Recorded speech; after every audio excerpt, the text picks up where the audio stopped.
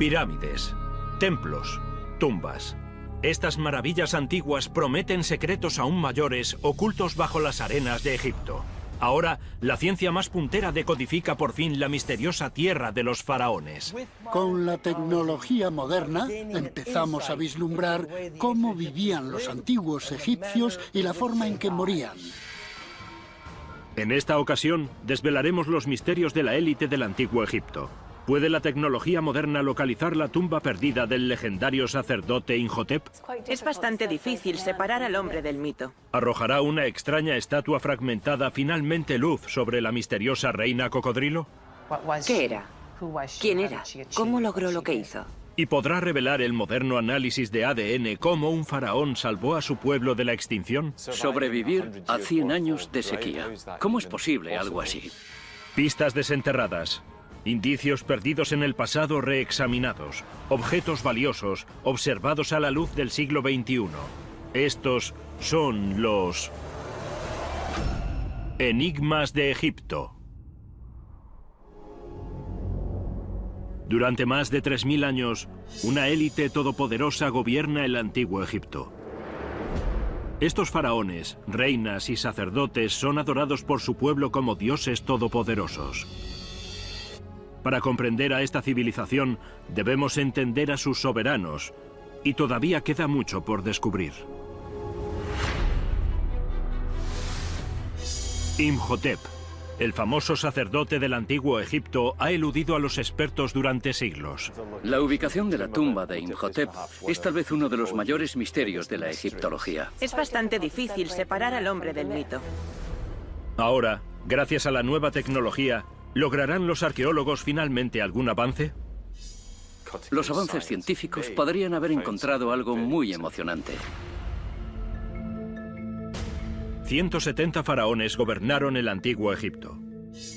Pero sorprendentemente, uno de los miembros de la élite más reverenciados nunca se sentó en el trono: el poderoso sacerdote Imhotep. Imhotep es inmensamente famoso. En el mundo moderno se ha convertido en un personaje de la cultura popular. En películas como La momia, es el malo por excelencia. A pesar de esta fama hollywoodiense, los egiptólogos saben muy poco sobre este hombre. Y lo que saben se basa en el mito. Según la leyenda, Imhotep al principio era un sacerdote. Al parecer, diseñó la primera pirámide escalonada, era curandero, desarrolló el calendario. Los jeroglíficos de los templos son la única prueba concreta de que disponen los expertos, y parecen sugerir que Imhotep es adorado como un dios. Los relieves y textos hablan del dios Imhotep, el dios Imhotep. Así que sabemos que es alguien muy importante. Y templos enteros se construyen en su honor, especialmente en la zona de Saqqara. Sin embargo, los detalles de la vida de Imhotep son desconocidos. En el transcurso de 4000 años, el hombre real que está tras la leyenda se ha perdido. Si hay posibilidades de encontrarlo en algún lugar, es en Saqqara, donde se cree que construyó la pirámide escalonada. Y es aquí, en la década de 1920, donde emergen los primeros indicios.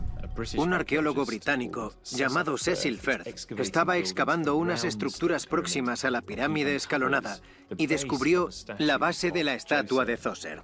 Es muy inusual para este tipo de monumento, pero menciona el nombre de una persona que no es de la realeza, que es Imhotep. Esto indica que era un individuo de muy alto rango, un sumo sacerdote del dios Ra, canciller del rey y lo bastante poderoso como para que grabasen su nombre en la estatua del rey. La base de esta estatua hace que los arqueólogos se den cuenta de que el divino Imhotep es también un personaje histórico. Los arqueólogos confían en encontrar la tumba de Imhotep, pues creen que podría ofrecer una perspectiva de incalculable valor sobre sus prácticas médicas. Imhotep es un hombre letrado, erudito, relacionado con la medicina y la curación. Pero hay un problema.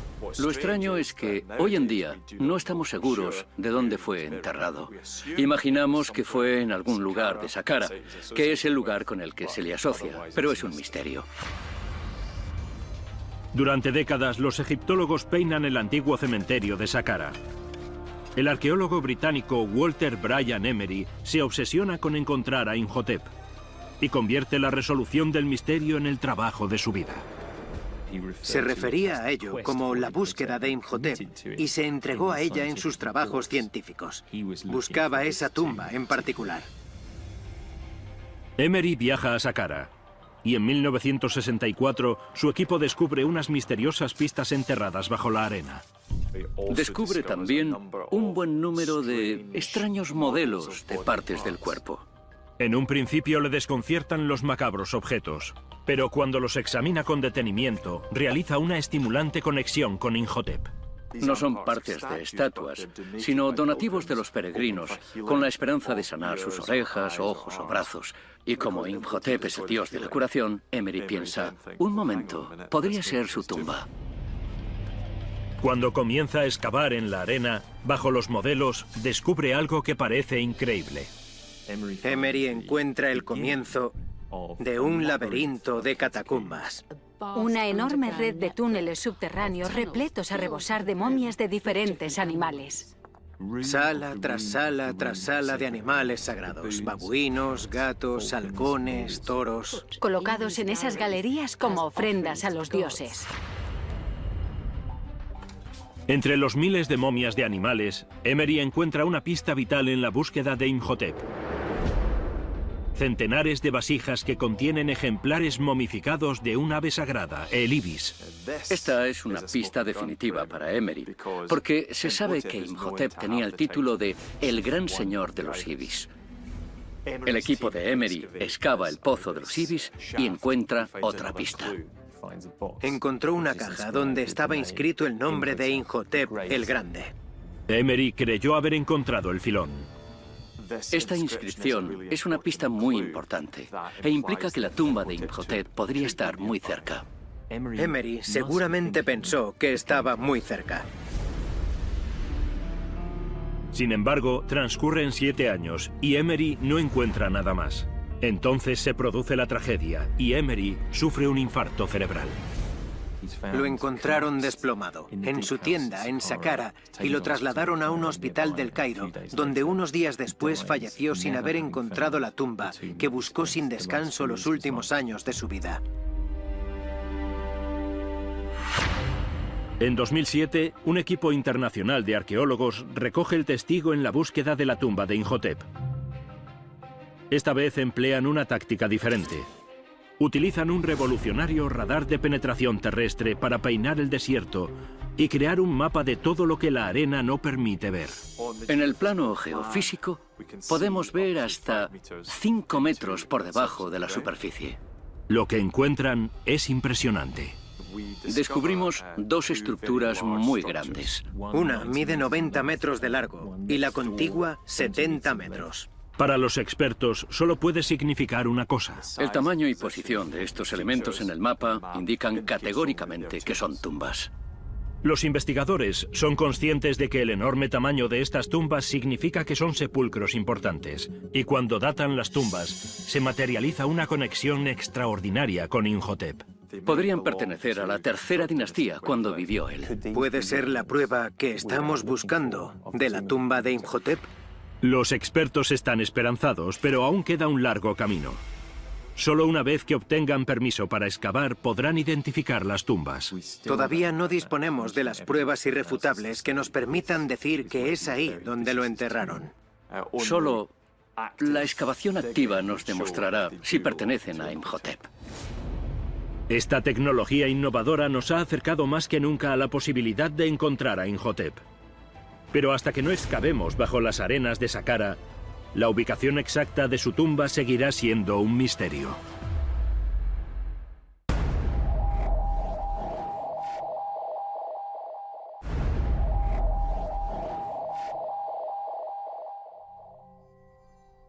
El legendario Imhotep es un hombre adorado como un dios, un honor normalmente reservado solo a los faraones. Y ese estatus y poder conllevan una enorme responsabilidad. Los faraones deben proteger a su pueblo, mantener el equilibrio del universo y defender la gloria de Egipto a toda costa. Eso significa que el destino de toda una civilización recae sobre sus hombros. La genialidad de un faraón guía a su pueblo a través de una catástrofe bíblica. Pero exactamente cómo es algo que se desconoce. Sobrevivir a 100 años de sequía. ¿Cómo es posible algo así? Ahora el ADN de huesos de ganado revela por fin cómo el antiguo Egipto se prepara para el desastre, mientras otras civilizaciones se desmoronan. Los egipcios lucharon contra el cambio climático, algo que hoy no conseguimos hacer. Egipto, año 1250 antes de nuestra era. El mundo antiguo está al borde del colapso. Una sequía extrema asola la tierra. Numerosas civilizaciones se enfrentan a la extinción. La sequía, por lo que sabemos, duró 150 años. Hace hincar la rodilla a grandes imperios, otrora poderosos, por la falta de comida. Los expertos conocen este oscuro periodo de la historia gracias al descubrimiento de una extraordinaria tablilla de arcilla, escrita por el pueblo hitita, rival del antiguo Egipto, hace 3000 años. Es un SOS enviado al gran faraón egipcio, Ramsés II, suplicando ayuda. La reina de los hititas le escribe: no quedan cereales en mi país. Básicamente nos morimos de hambre, hay una sequía. Por favor, ayúdanos. Nos enfrentamos a una crisis humanitaria. Los investigadores creen que la sequía que describe la desesperada reina debió ser grave. ¿Por qué contacta la reina de los hititas en un momento de necesidad con Ramsés II, que en principio era su enemigo? La sequía significa que incluso los antiguos enemigos tienen que unirse y ayudarse. Los expertos creen que esta carta revela que, durante el reinado de Ramsés II, los egipcios no sufren los efectos de la sequía, y empiezan a preguntarse, ¿es posible que el pueblo egipcio supiese cuándo se avecinaban esas sequías y cómo sobrevivir cuando otros perecían? Los egipcios ayudaron a sus enemigos encarnizados enviándoles cereal y fueron capaces de mantener su imperio durante un largo periodo de tiempo a pesar de eso. ¿Fue gracias a la capacidad de adaptación de los antiguos egipcios o fue debido a un brillante liderazgo? Los egiptólogos comienzan la búsqueda de indicios de cómo el gran faraón guía a su pueblo para superar siglo y medio de sequía. Muchos creen que las pistas están en lo que comían los egipcios.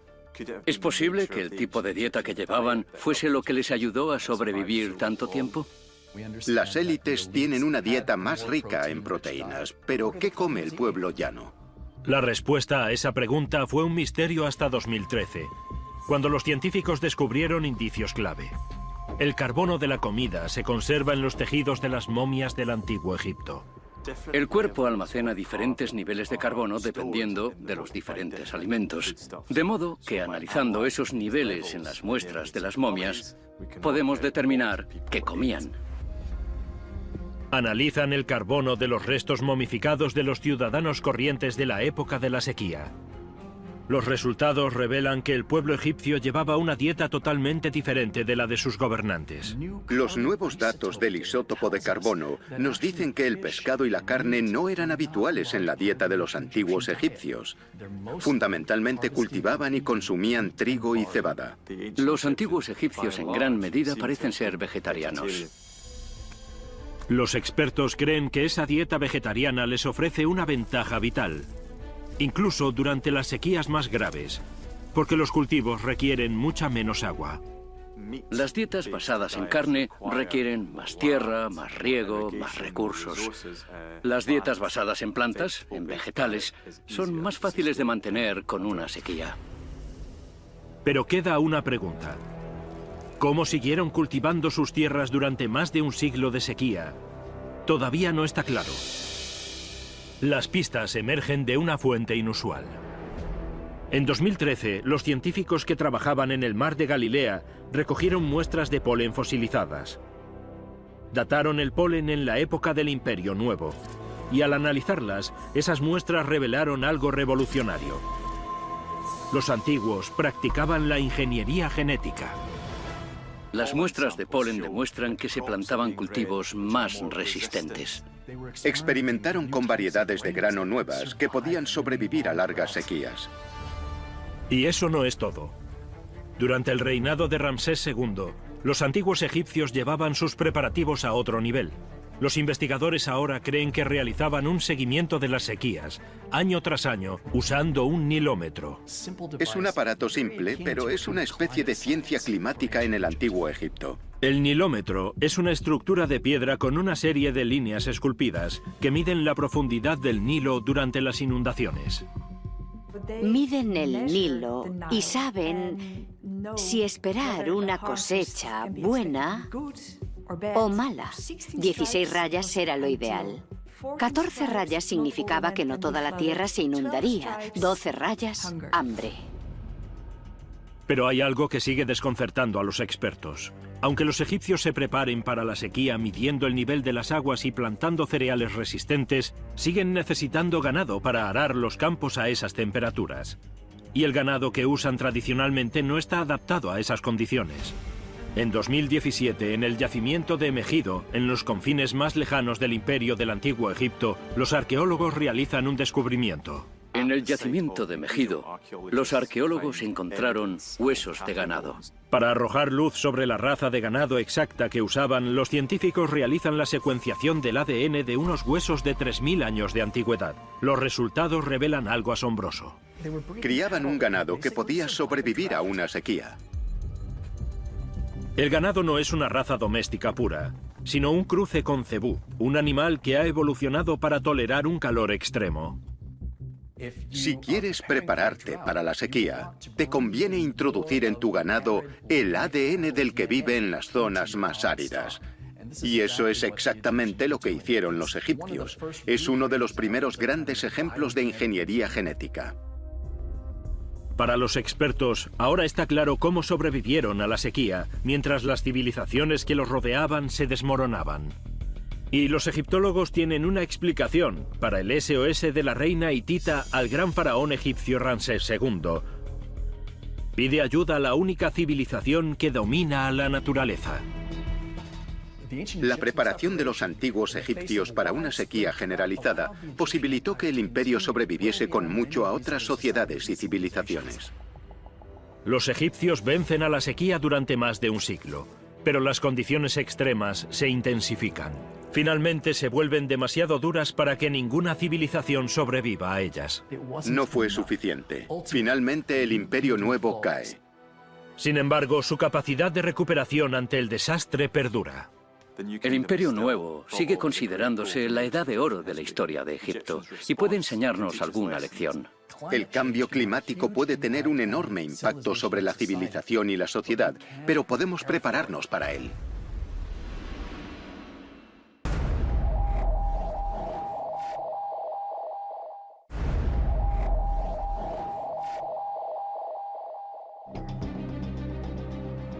La genialidad de Ramsés II a la hora de combatir la sequía es uno de los numerosos triunfos que inmortalizaron su nombre. Pero no toda la élite de Egipto logró hacerse un hueco para siempre en los libros de historia. Y para algunos, el camino hacia el poder es más arduo que para la mayoría. De los 170 soberanos del antiguo Egipto, solo 4 son mujeres. Y pese a todo, la primera faraona de la historia, Sobekneferu, es una figura envuelta en misterio. La gente conoce los nombres de Cleopatra y Hatshepsut, pero no el de Sobekneferu. ¿Por qué no? Ahora, el descubrimiento de una estatua fragmentada arrojará finalmente luz sobre esta pionera olvidada, extrañamente conocida como la Reina Cocodrilo. ¿Quién era? ¿Cómo logró lo que hizo? Este descubrimiento nos habla de lo que ocurrió hace miles de años. La investigación bicentenaria para descubrir la verdadera identidad de la primera soberana de Egipto, la Reina Cocodrilo, comienza en Luxor en 1820. Un coleccionista de antigüedades italiano, Bernardino Drobetti, realiza un descubrimiento extraordinario. Un papiro antiguo conocido como el Canon de Turín, que contiene la lista más amplia de reyes egipcios jamás descubierta. Sin embargo, entre los faraones famosos hay un nombre que nadie reconoce: Sobekneferu. Es la hija de un faraón muy importante del Imperio Medio, Amenemhat III, El último miembro vivo de la gran 12ª dinastía. Analizan la lista de reyes y se percatan de que Sobekneferu es algo más que un simple miembro de la realeza. Es una pionera. Sobekneferu es muy significativa, no solo porque está en el Canon de Turín, sino porque es la primera mujer faraón conocida. Sobekneferu es la primera faraona de la historia, de modo que los expertos empiezan a preguntarse, ¿significa que es la más poderosa? El primer paso es explorar el canon de Turín en busca de más pistas de cómo, contra todos los pronósticos, llega al poder. Revela que el hermano de Sobekneferu, Amenemhat IV, hereda el trono antes que ella, y ella permanece a su sombra. 10 años después, Amenemhat IV fallece sin dejar un heredero varón al trono. Los antiguos egipcios prefirieron que una mujer les gobernase a que los señores de la guerra se enfrentasen y destruyesen Egipto desde dentro. Sobekneferu se convierte en la primera mujer que asciende al trono de Egipto. Pero el canon de Turín revela que el reinado de Sobekneferu dura tan solo 4 años. Y más allá de eso, hay poca información. Los egiptólogos saben desde hace tiempo que algunos faraones adoptan nombres nuevos para gobernar. Y analizan su nombre en busca de pistas de qué tipo de faraón es ella. El nombre de Sobekneferu es muy inusual. Sobek es el dios cocodrilo y Nefuru significa belleza, así que ella es la belleza del dios cocodrilo. Pero ¿por qué Sobekneferu adoptó un nombre en honor al dios cocodrilo? Los expertos creen que pudo haber sido un movimiento estratégico. En el antiguo Egipto, los cocodrilos son muy admirados. Son grandes, son fuertes, son feroces. Sobekneferu tal vez se puso el nombre del dios cocodrilo porque buscaba su aura de poder y fuerza. Su estrategia no solo triunfa, sino que deja un legado duradero. Tras la muerte de Sobekneferu llega la siguiente dinastía. Pero lo interesante es que conservan su nombre. Muchos de ellos adoptan Sobek, el nombre del dios cocodrilo. No solo muestran respeto al dios, sino también a la reina. Pero para los investigadores, el rastro se pierde. El canon de Turín no ofrece más pistas sobre quién es la mujer que está detrás de la reina cocodrilo. Pero entonces excavan en la ciudad antigua de Avaris y desentierran algo extraordinario. Una escultura detallada de la reina cocodrilo. Y los expertos descubren algo inusual en su representación. No adopta la misma estrategia que otras faraonas usaron para reinar en un mundo de hombres. Las mujeres faraonas posteriores muestran un pecho plano, casi pseudo-masculino. Hatshepsut, que reinó mucho después de Sobekneferu, llegó a mostrarse como un hombre. Pero la reina cocodrilo tiene una apariencia muy diferente a la de sus sucesoras. Viste de mujer. Lleva un vestido con tiras que le cubren los pechos, cintura marcada, caderas prominentes. No se convierte en un faraón de aspecto masculino. Este hallazgo revolucionario revela que, lejos de ocultar su género, esta faraona presume de él. Logró combinar la ropa femenina con los atributos reales estándar de un faraón tradicional. La falda cruzada, la daga encajada en el cinturón. No renunció a la personalidad femenina, tenía el ejército detrás, consejeros que la apoyaban. Esas cosas no eran diferentes para ella que para un faraón hombre. Tras décadas de búsqueda, esta estatua refleja el auténtico poder de la reina cocodrilo. A diferencia de Hatshepsut, que oculta su feminidad, o de Cleopatra, que muere a causa de ella. La reina cocodrilo logra crear una imagen femenina tan poderosa que será honrada durante siglos. Todas las faraonas lucharon por gobernar en una sociedad de hombres. Pero un lugar donde las élites masculina y femenina son iguales es en la garantía de la vida eterna. Los expertos saben cómo se prepara la élite para la vida eterna, pero las prácticas del hombre corriente todavía son un misterio. ¿Cómo se preparaba la gente corriente para la muerte? ¿Se enterraban directamente en la arena o en una tumba? Simplemente no lo sabemos. Ahora, en una cantera del antiguo Egipto, revelarán finalmente nuevas pruebas que la vida eterna no es solo para los ricos. Un cementerio en el que hay familias, hay adultos y niños. Los objetos enterrados bajo la arena nos cuentan una historia completamente diferente. Casi todas las momias pertenecen a la élite del antiguo Egipto. Muchas personas no son conscientes de que cuando ven una momia egipcia, en su mayoría se trata de personas adineradas, ricas. Eso significa que casi todo lo que sabemos sobre la muerte y los preparativos para la vida eterna proceden de las tumbas de la élite, lo que plantea un problema significativo. Como la élite era la que podía permitirse una buena momificación, los conocemos mucho mejor a ellos que a las personas corrientes. Los expertos están desconcertados. En una sociedad de millones obsesionados con prepararse para la muerte, ¿por qué no se encuentran restos de gente corriente? Durante la mayor parte del periodo que abarca el antiguo Egipto, la población fluctuó entre 1 millón y 2 millones de personas. Y eso suscita una pregunta. ¿Qué pasó con los otros millones de personas menos ricas? ¿Cómo se preparaba esa gente corriente para la muerte?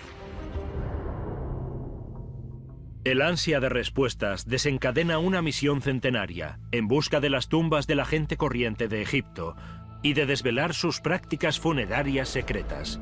El primer paso es analizar la creencia de los egipcios en la vida eterna, en busca de pistas de cómo se enterraba a la gente pobre. En primer lugar, la vida eterna era como un club exclusivo, solo para la realeza egipcia. El estatus que tenías en la sociedad se reflejaba en la posición en la cual te enterraban. Los expertos creen que la clase trabajadora simplemente no tenía medios para que los enterrasen con acceso a la vida eterna. ¿Tienen tumbas sencillas? ¿Tienen fosas? ¿O son fosas comunes? Tendemos a pensar que todo el mundo es igual ante la muerte, pero no es así.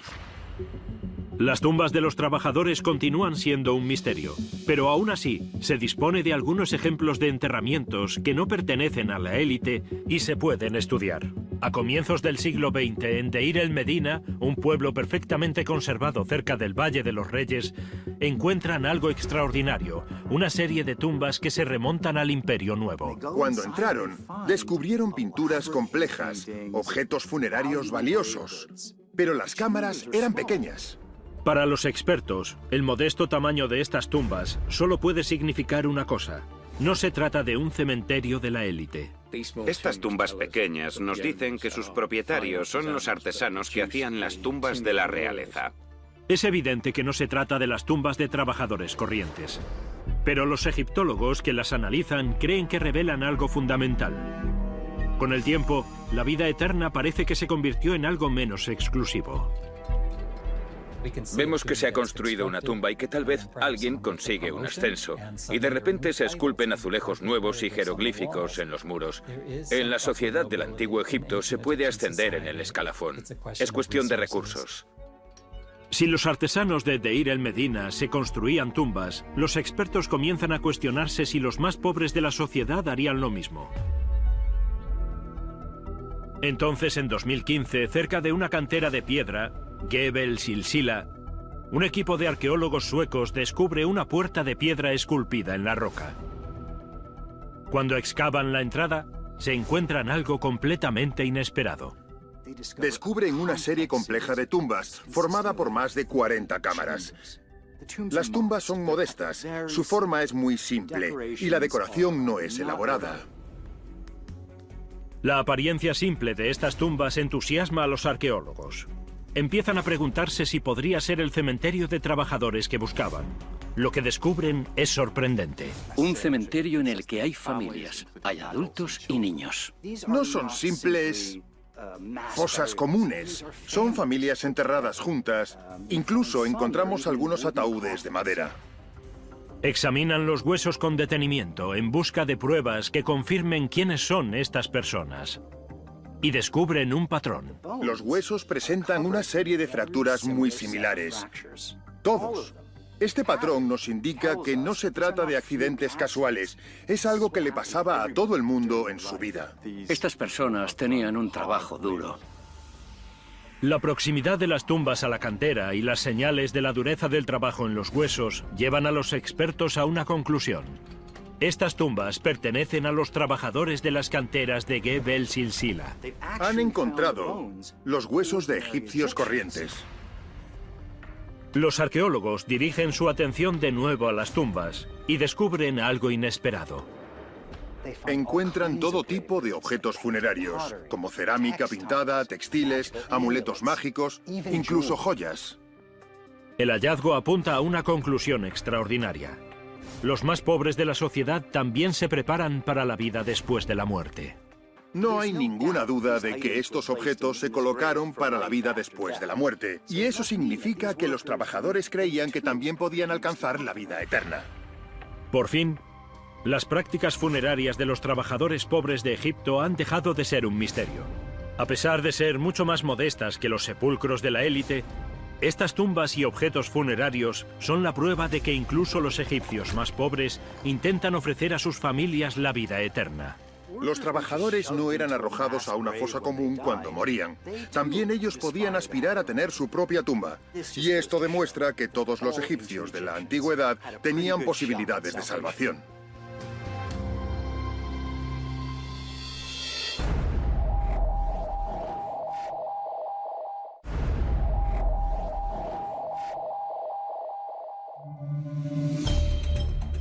El acceso a la vida eterna está en manos de los dioses del antiguo Egipto.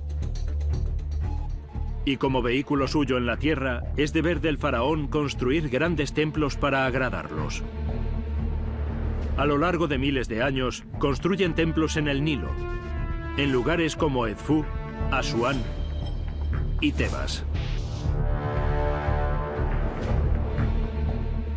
Pero un lugar sagrado se vuelve más importante que ningún templo individual.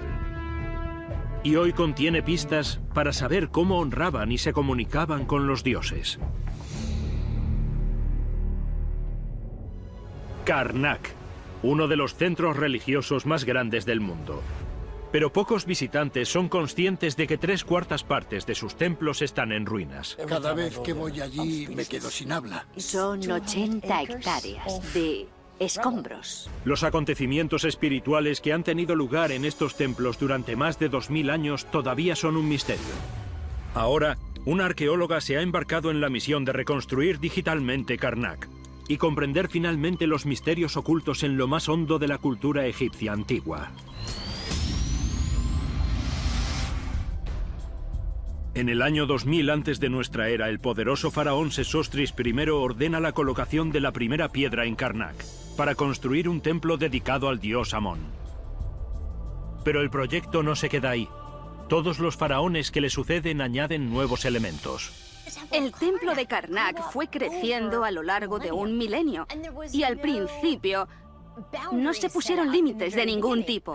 Todos los faraones querían ganarse el favor de los dioses y construir un monumento en Karnak los congraciaba con esas deidades. Unos 130 faraones después, tras 1500 años de culto, Karnak se convierte en el centro religioso más grande del mundo antiguo. Karnak es un lugar mágico. Los antiguos egipcios lo llamaban Ipetsut, el lugar más selecto. Y los expertos creen que los templos de Karnak podrían contener las pistas de cómo cambiaron los faraones las creencias religiosas. Karnak era el centro religioso de Egipto. Es testigo de cómo siente la gente la religión, de cómo profesa la religión. Miles de años después de su construcción, grandes zonas de Karnak se encuentran en ruinas, lo que plantea un problema a los expertos que intentan estudiar su pasado. Cuando la profesora Bileke Bendrik, de UCLA, visita Karnak por primera vez, se siente desconcertada. Visité Karnak y me sentí muy confusa. Ves un enorme campo de piedras tiradas y unos muros enormes. Está todo muy poco claro. Eso impulsará toda una vida de investigación en la que Bendrik intentará dar sentido a las ruinas y desvelar cómo cambiaron los faraones las prácticas religiosas. Comienza estudiando el edificio más espectacular de Karnak, la sala hipóstila. Cubierta por centenares de escenas religiosas, es la sala más grande y más profusamente decorada de Egipto. Tenemos este complejo enorme, que es el corazón de la vida religiosa del antiguo Egipto. Bendrik deduce, a partir de los jeroglíficos de la sala, que data del Imperio Nuevo y del reinado de Seti I. Y es evidente por la cantidad de jeroglíficos diversos que la sala ha recibido las aportaciones de innumerables faraones, lo que ha resultado en una enorme estructura desmadejada. Es un enorme bosque de 132 columnas. Es inmenso. Sin embargo, una parte crucial del edificio otrora estuvo en ruinas. En 1899, el arqueólogo francés Georges Legrand comienza la descomunal tarea de reconstruir 11 de las columnas. La reconstrucción se centra en esta zona de los templos porque es muy impresionante. El equipo de Legrand tiene que volver a poner meticulosamente los cimientos de cada columna y las reconstruye pieza a pieza. Es un proceso meticuloso que requiere años para su culminación. Ahora, por fin, los egiptólogos como Vendrick pueden estudiar la sala en detalle y desvelar su significado espiritual. La sala hipóstila representa el cosmos. Tienes la tierra, el cielo y tienes la planta de papiro en medio. Las columnas, erigidas por Seti I para recordar las cañas de papiro, representan el pantano primigenio, del cual se dice que brotó el mundo egipcio. Los expertos creen que esta sala es el tributo del faraón a los dioses egipcios que crearon el universo. Un egipcio que visitase Karnak y viese eso, no saldría de su asombro. En su búsqueda para desvelar más secretos religiosos de Karnak, Vendrick se encuentra con un problema fundamental. Algunos de los templos de Karnak han sido borrados de la historia por faraones posteriores. Este edificio era extremadamente político. A veces eliminaban secciones enteras para borrar la memoria de un faraón en particular. En la década de 1920, los arqueólogos que reconstruyen un muro de Karnak descubren algo extraño. Contiene centenares de bloques de granito rojo. En cada piedra hay jeroglíficos misteriosos. La traducción de estas escrituras revela algo asombroso. Los bloques no pertenecen en absoluto a este muro, sino a una sala construida por una faraona de la 18ª dinastía, Hatshepsut. A veces se desmantelan monumentos porque una faraona como Hatshepsut cae en desgracia. Tras estudiar Karnak durante décadas, Vendrick se da cuenta de que para desvelar completamente su pasado religioso no basta con reconstruir pequeñas secciones con ladrillos y mortero. De modo que en 2007 aplica las técnicas digitales más avanzadas para conseguir que el conjunto cobre vida virtualmente. Está basado en excavaciones, en cosas que conocemos y que podemos medir. Lo que intentamos con este modelo es crear algo que represente nuestros conocimientos. El reto no es simplemente reconstruir los templos de Karnak, sino mostrar cómo lo fueron cambiando los faraones. Podemos seguir qué les pasó a los diferentes edificios. Hemos desarrollado un modelo que nos permite ver la evolución de Karnak en el tiempo. Con este modelo en 3D, Vendrick puede ver cómo adoraron los faraones a los diferentes dioses de Karnak. Nos permite ver que hay cambios en la religión. Aunque este es un templo de Amón-Ra, a lo largo de la historia el dios Osiris, que es el dios del inframundo, también tiene sus propios edificios en Karnak y se vuelve más importante. Esto solo es el principio, y crear una imagen completa del pasado religioso de Karnak no será fácil. Ahora, este modelo digital está revolucionando la forma en que los expertos estudian Karnak para arrojar más luz sobre las creencias religiosas de los faraones. Karnak revela el fervor que la élite del antiguo Egipto tiene por los dioses. Pero la construcción de grandes monumentos tiene otro propósito. Para los faraones es una forma de poner de relieve su propia divinidad en la tierra. Y hay una estructura colosal que simboliza el poder de la élite de Egipto y crea un legado que perdurará como ningún otro. Cómo crean los faraones toda una civilización partiendo de cero es algo que desconcierta a los expertos, pero creen que la Gran Pirámide podría contener pistas vitales. El nivel de materiales manipulados para crear este proyecto es enorme. Es algo monumental. Yo creo que impactó en todas las áreas de la sociedad. Todos creían que tiraban en la misma dirección. Ahora, ¿revelará el análisis moderno de los materiales utilizados en Giza en qué medida la construcción de la Gran Pirámide construyó a su vez el antiguo Egipto? En las afueras del Cairo se alza la última maravilla del mundo antiguo, la Gran Pirámide de Giza. Construida por Keops, faraón de la cuarta dinastía, ha resistido 4.500 años. Sigue siendo la estructura más grande de la Tierra. Es un monumento inmenso. Ocupa 5 hectáreas, mide 147 metros de altura y fue construida con 3 millones de piedras. La construcción del primer megamonumento del mundo es un propósito abrumador. Por ello, los expertos se preguntan a qué retos se enfrentaron los antiguos, qué soluciones encontraron, y con la construcción de este gigante de piedra, ¿estaban dando forma a su propia civilización? Es la pesadilla de cualquier director de proyecto, y sin embargo, los egipcios lo consiguieron. Los investigadores empiezan por dilucidar cómo, en una época en la que aún no se había descubierto cómo fundir el hierro, esculpieron los 2,3 millones de bloques que se calcula que tienen las pirámides. A estas alturas, los egipcios ya tenían capacidad para trabajar metales, pero el uso del metal para hacer cosas como herramientas se desarrolló alrededor de metales como el cobre.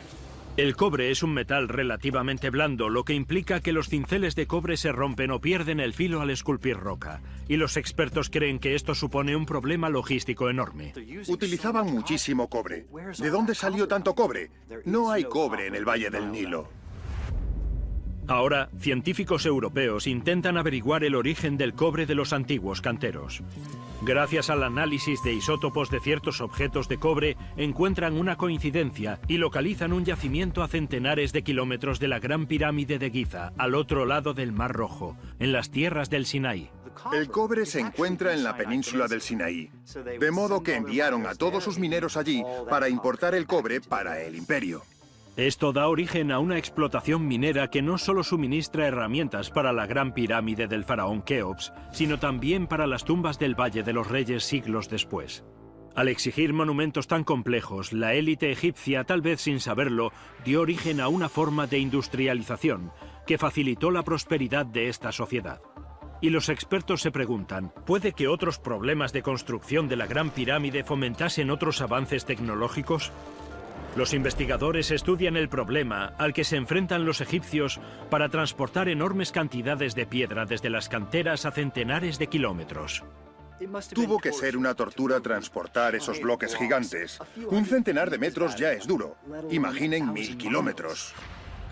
Los documentos antiguos confirman que solo hay un método posible para transportar las piedras: los barcos del Nilo. El Nilo es absolutamente fundamental para la construcción de las pirámides. Era la vía por la que llegaban los bloques de piedra a la obra. Los expertos ahora saben que los antiguos egipcios transformaron el Nilo en una sofisticada red de transporte, que posibilitó el florecimiento de la civilización egipcia. El Nilo no podría haber sido más importante. Era una arteria de comunicación, era una arteria de transporte. Existe una red de puertos y embarcaderos muy compleja. Durante miles de años, los egipcios fueron auténticos maestros de las vías fluviales.